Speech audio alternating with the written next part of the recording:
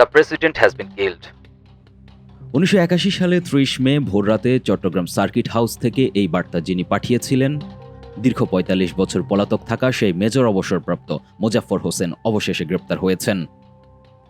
অপরাধ বিশ্লেষকরা বলছেন, ভারতসহ বিভিন্ন জায়গায় আত্মগোপনে থাকা এই খুনিকে আটকের মাধ্যমে প্রেসিডেন্ট জিয়াউর রহমানের হত্যাকাণ্ডের পেছনের কুশীলবদের পরিচয় নতুন করে খোলাসা হওয়ার সম্ভাবনা তৈরি হয়েছে। সেই সময়ের ঘটনাপ্রবাহ ইঙ্গিত দিচ্ছে, হয়তো মেজর জেনারেল মঞ্জুরের কর্মকাণ্ডের আসল সাক্ষ্য দিতে পারেন এই আটক মোজাফফর। শহীদ প্রেসিডেন্ট জিয়াউর রহমান হত্যা মামলায় মৃত্যুদণ্ডপ্রাপ্ত এবং প্রায় 4.5 যুগ ধরে পলাতক থাকা অবসরপ্রাপ্ত মেজর মোহাম্মদ মোজাফফর হোসেনকে আটক করেছে ঢাকা মহানগর গোয়েন্দা পুলিশ। বুধবার 15 জুলাই মধ্যরাতে রাজধানীর বনানী ডিওএইচএস এলাকা থেকে গোপন সংবাদের ভিত্তিতে অভিযান চালিয়ে মোজাফফরকে আটক করে ডিবি। বৃহস্পতিবার বিকেলে বিষয়টি সরকারিভাবে নিশ্চিত করেন ডিবির অতিরিক্ত কমিশনার শফিকুল ইসলাম। প্রয়োজনীয় আইনি যাচাই বাছাই শেষে কোর্ট মার্শাল সম্পন্ন করার জন্য তাকে বাংলাদেশ সেনাবাহিনীর কাছে হস্তান্তর করা হয়েছে।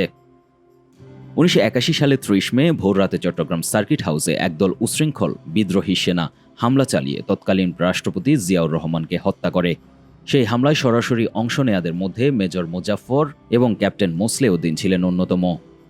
মামলা ও সমসাময়িক প্রতিবেদন অনুযায়ী মোজাফফরই প্রথম প্রেসিডেন্ট জিয়াউর রহমানকে শনাক্ত করে গুলি চালায় এবং পরে চট্টগ্রামের তৎকালীন জিওসি মেজর মঞ্জুরকে ওয়্যারলেস মারফত প্রেসিডেন্ট হত্যার খবর পৌঁছে দেয়। অর্থাৎ হত্যার খবর সবার আগে যে জানায় সেই মোজাফফর। অনুসন্ধানে জানা যায়, প্রেসিডেন্ট জিয়াউর রহমানকে হত্যার লক্ষ্যে হামলায় সরাসরি অংশগ্রহণকারীদের মধ্যে মেজর মোজাফফর এবং ক্যাপ্টেন মোসলেউদ্দিন ছিলেন প্রধান দুইজন। হত্যাকাণ্ডের পর সেনাবাহিনীর অভিযানে পরিস্থিতি নিয়ন্ত্রণে এলে চট্টগ্রামের জিওসি জেনারেল মঞ্জুর সহ অনেককে গ্রেপ্তার করা হয় এবং ক্যাপ্টেন মোসলেউদ্দিন যাবজ্জীবন কারাদণ্ডে দণ্ডিত হন। কিন্তু মোজাফফর হোসেন ও মেজর SM খালেদ পালিয়ে যেতে সক্ষম হন। পরবর্তীতে এই ঘটনায় মামলা ও বিচার শেষে আদালত একাধিক সেনা কর্মকর্তা সহ মোজাফফর হোসেনকে মৃত্যুদণ্ড দেয়। উচ্চ আদালতেও সেই রায় বহাল রাখা হয়।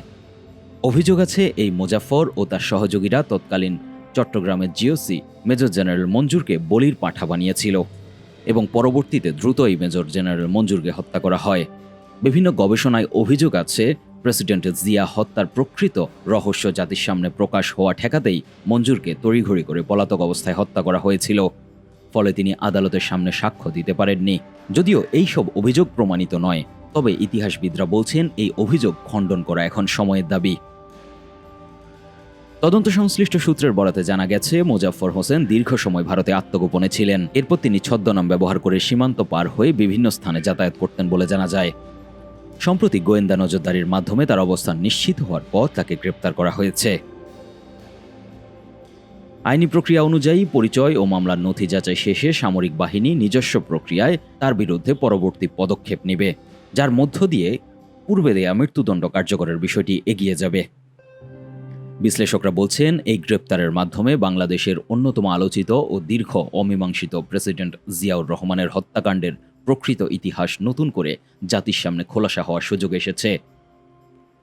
হত্যার সাথে জড়িত পর্দার সামনের খেলোয়াড় যেখানে আটক হয়েছেন, সেখানে পর্দার আড়ালের কুশীলবদের হয়তো নতুন করে পরিচয় জানা যাবে। News desk, 21 television.